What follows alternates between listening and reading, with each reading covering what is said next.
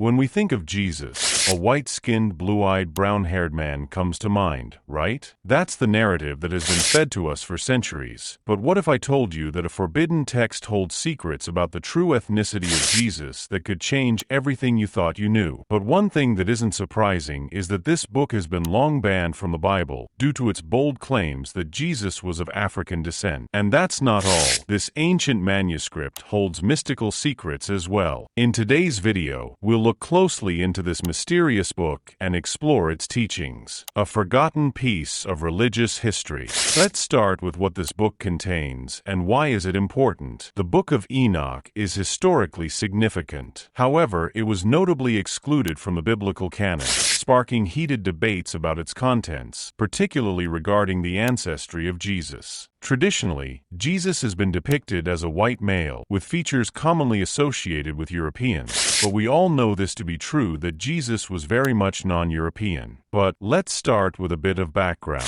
The Book of Enoch is an ancient Jewish text traditionally attributed to the prophet Enoch, the great-grandfather of Noah. It's one of the earliest pieces of literature out there, and its oldest sections date back as far as 300 to 200 BC. Unlike most other religious texts, the Book of Enoch takes a deep dive into some pretty wild topics, things such as the origins of demons, the Nephilim, and why some angels fell from heaven. Yes, it's all in there. Now, what's truly unique about this book is that it's not just a story. It's packed with things that sound like science fiction, but written thousands of years ago. The Book of Enoch covers the rebellious Watcher angels, who were sent to look after humanity but fell in love with humans instead, resulting in the birth of the Nephilim. This rebellion ultimately led to these fallen angels being cast out, which, according to the book, is why the Great Flood happened. Here's where it gets really interesting. Despite how influential it was, the Book of Enoch was left out of the Jewish and Christian canons because some scholars think it didn't align with the teachings of the Torah or mainstream Christian beliefs at the time. It presented a perspective that didn't sit well with religious authorities. Instead, it was preserved only by certain groups, like the Ethiopian Orthodox Church, which still considers it part of their official Bible. A different portrait of Jesus. And believe it or not, this ancient text has a surprising connection to the New Testament. In the Book of Jude, there's a direct quote from the Book of Enoch, even though it's not considered canonical in most Bibles. This shows just how influential it was, even for early Christians. In fact, some early church fathers like Tertullian and Clement of Alexandria actually thought it was a key prophecy book, with some parts believed to predict the coming of Jesus. And it is within these pages that we encounter vivid visions of the Son of Man, a pivotal figure in both Jewish and Christian eschatology. Descriptions emphasize his majestic nature, intelligence, and fair judgment. Some passages detail him as having black hair and dark skin, attributes that align more closely with African characteristics than those typically ascribed to Jesus in modern depictions. The depictions within the Book of Enoch challenge conventional portrayals of Jesus. Could it be that the historical context of his life suggests he possessed features reflecting both Middle Eastern and African descent?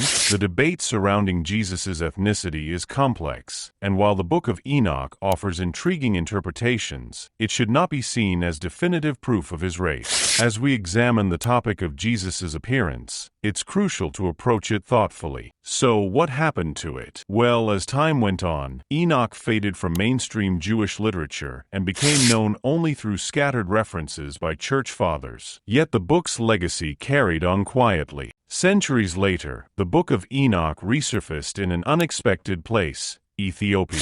In the 1600s, Sir Walter Raleigh mentioned Enoch's rediscovery, but it wasn't until the 1700s that James Bruce, a Scottish explorer, returned to Europe with 3 copies of Enoch in the ancient Ethiopian language of Guizi. This sparked renewed interest among scholars, leading to translations into German, Latin, and eventually English. By the 19th century, R.H. Charles published an influential English translation based on multiple Ethiopian manuscripts. But the biggest breakthrough came in the 1950s with the Dead Sea Scrolls, which provided proof that the book had ancient Jewish origins. From there, scholars around the world began re-examining Enoch, translating it into languages like Hebrew, Italian, and Danish, and exploring its role as an alternative tradition within Judaism, from fallen angels to cosmic visions. Now let's talk about what else the book contains. The Book of Enoch is divided into 5 major sections, which are the Book of the Watchers, the Book of Parables, the Astronomical Book, the Book of Dream Visions, and the Epistle of Enoch, each offering unique insights and revelations. From the fall of angels to Enoch's celestial journeys, this book is a treasure trove of ancient wisdom. Now, let's dive into the first part, the Book of the Watchers. This first section covers the tale of the Watchers, angels who descended to earth and fathered the infamous Nephilim, those giant hybrids that terrorized humanity. In it, Enoch is described as a righteous man, whose eyes were opened by God. He witnesses the visions of the Holy One in the heavens, bringing forth messages meant not just for his time but for generations to come. It sets a haunting tone as we learn about God's judgment and the consequences faced by the Watchers. As the Watchers descend, they bring with them not only chaos but also forbidden knowledge.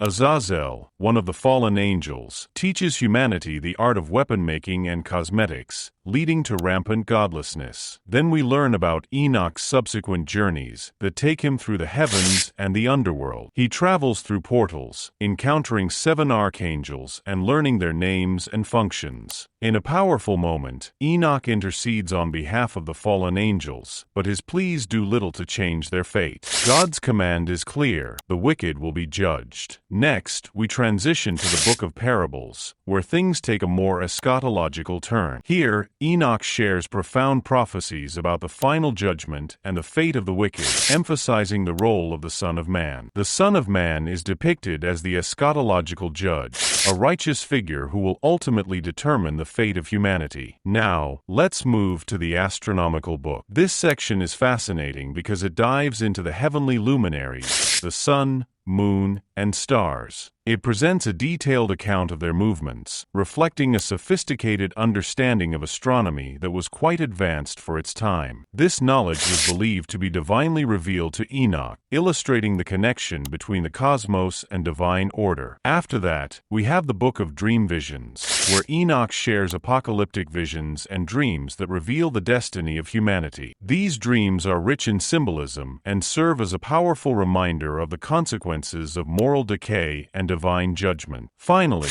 we arrive at the Epistle of Enoch, a collection of exhortations and warnings directed toward the righteous and the wicked alike. It emphasizes the importance of moral conduct and the promise of divine justice. The Epistle of Enoch, often overlooked in biblical studies, is a collection of prophetic writings that mixes history, exhortation, and cosmic revelations. It also has 5 sections. The Apocalypse of Weeks, dating back to the 2nd century BC, presents the history of the world through 10 periods, or weeks. 7 weeks recount past events, while the last 3 predict future happenings, culminating in the final judgment. The climax occurs in the 7th part of the 10th week, where it is promised that new heavens shall appear, and that goodness and righteousness will prevail indefinitely. Then in exhortation, Enoch delivers a powerful set of admonitions to his son Methuselah, encouraging moral living and righteousness. In Epistle, Enoch discusses the wisdom of the Lord, rewards for the righteous, and the consequences for sinners. Then there's the 4th section, Birth of Noah, highlighting his angelic appearance as a precursor to the Great Flood. And lastly, the names of the fallen angels, such as Azazel and Gadriel, emphasizing their significance and roles before their fall. But it doesn't stop there. Enoch's visions extend to the end times, detailing a cosmic struggle between good and evil. Scholars have long debated the implications of the Book of Enoch. Some see it as a precursor to the Christian Messiah, while others view it as a unique expression of Jewish apocalyptic thought. It's clear that this ancient text is not just a collection of myths and legends. It's a powerful exploration of the human experience, morality, and spirituality. The Book of Enoch may have been excluded from the biblical canon, but its influence is undeniable and continues to spark conversations that can reshape our understanding of spirituality. What are your thoughts on the implications of Enoch's teachings? Let us know in the comments below. And don't forget to like, share, and subscribe for more,